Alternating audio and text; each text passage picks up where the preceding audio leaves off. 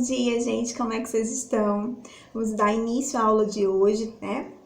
A nossa aula de literatura, ela vai abordar o texto publicitário, tá? E aí o que é um texto publicitário, tá? Que são aqueles que têm por objetivo anunciar alguma coisa, tá? Como assim, professora? Trazer uma informação, fazer com que a informação ela torne-se pública, tá?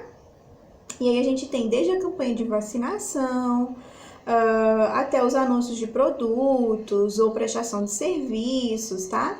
Podemos encontrar os textos publicitários aí em diversos suportes de comunicação, tá? Como os midiáticos, TV, rádio, internet, os jornalísticos, jornais, revistas, e espalhados pelas vias públicas, né? Como outdoors, postos de iluminação pública, ônibus, pontos de ônibus, tá? E aí a gente vai para a linguagem.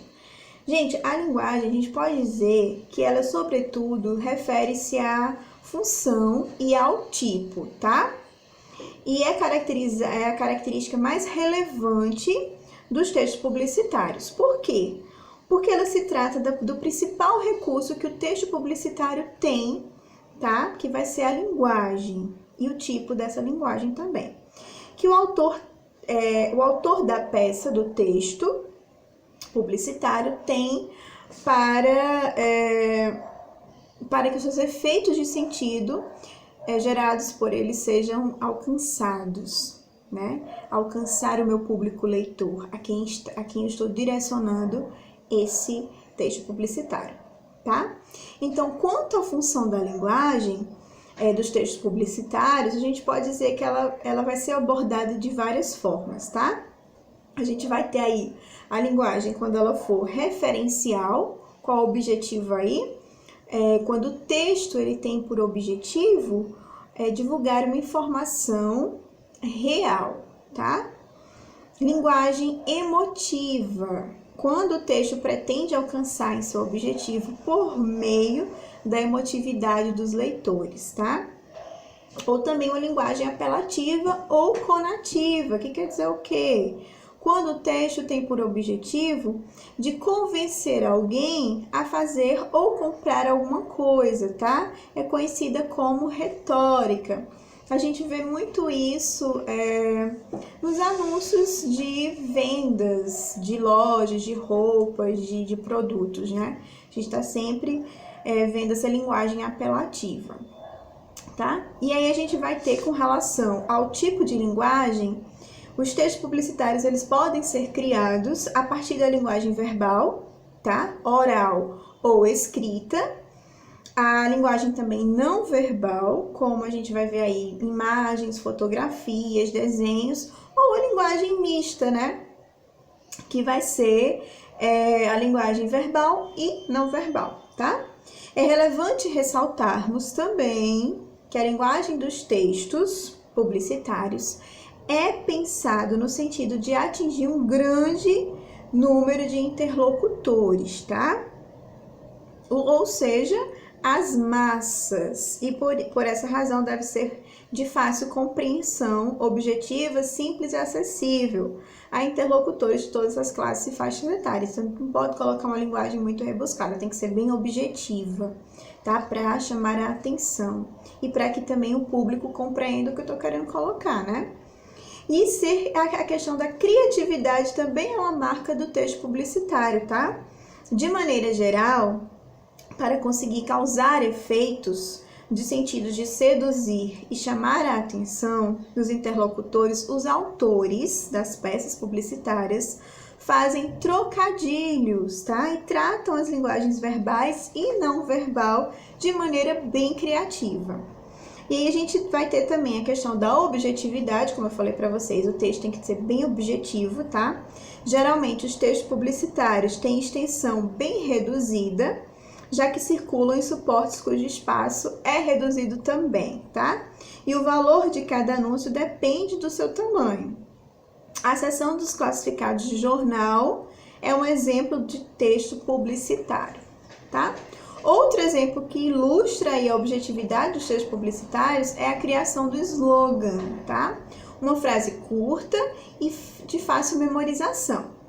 As manchetes, aos quais resumem um único enunciado de informações, tá? E objetivos do texto.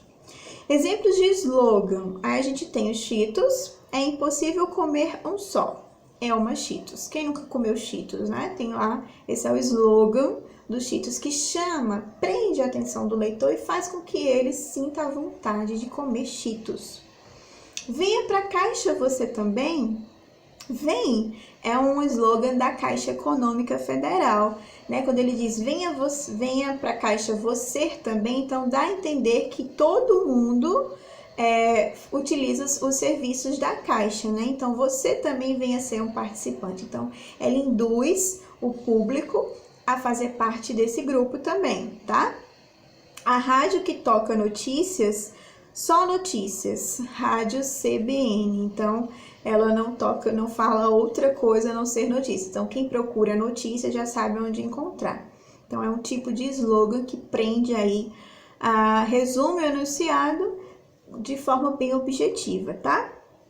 E a gente vai trabalhar agora com as características do texto publicitário. Olha só, as principais características do texto publicitário vão ser texto persuasivo, com objetivos de convencimento, verbos do imperativo ou no presente do indicativo, uso da expressão de chamamento, que é o vocativo, linguagem simples, coloquial, dinâmica, acessível, presença de criatividade, de humor e ironia, intertextualidade, relação com outros textos, subjetividade e musicalidade, tá? Uso de figuras e vícios de linguagem, uso de rimas e neologismos, uso de estrangeirismos e polissemias e trocadilhos, função apelativa e da linguagem, outros tipos e estereotipos, tá?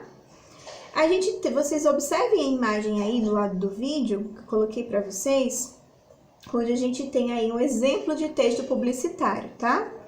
Olha só, a gente vai ter um tomate, tá? Com uma boinazinha, que faz referência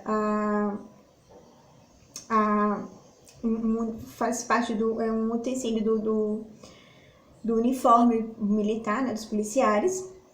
E os seguintes slogans aí, diz o seguinte: horta de elite. Se não for hortifruti, pede para sair.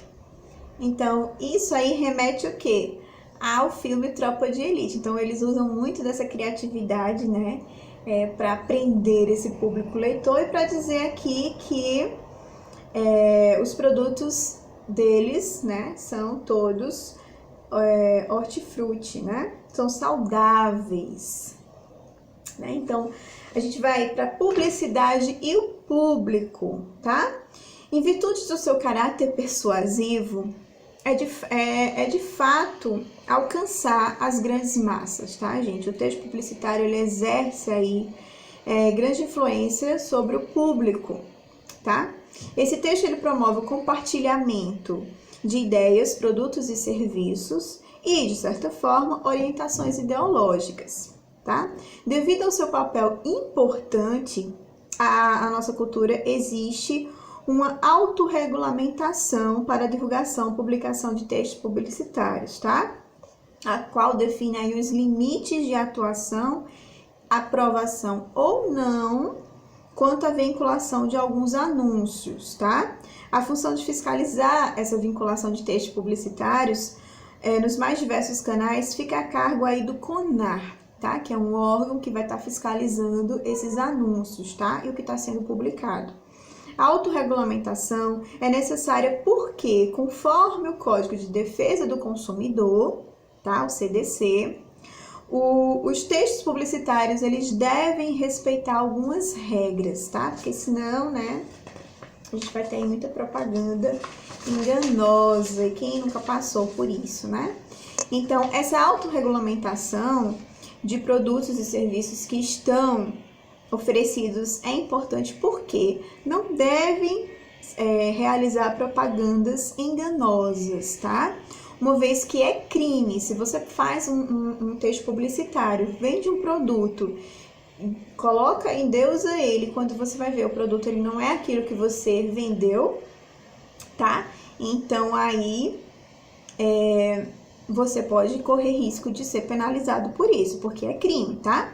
Ainda de acordo com o CDC, a propaganda enganosa significa qualquer modalidade de informação falsa, tá? Capaz de induzir o consumidor ao erro, no que diz respeito à natureza, característica, qualidade, quantidade, propriedades, origem, preço e quaisquer outros dados do produtos e serviços, né? Então, se alguém vende algo enganoso, vende um produto que não é aquilo que foi passado, corre o risco de ser penalizado, tá? Temos aí outra imagem, gente, olha só. Perfeito para tomar com a família. A gente tem aí, né, uma xícara com um café bem bonito e que mostra aí a imagem, né, no café, no copo, na xícara da família.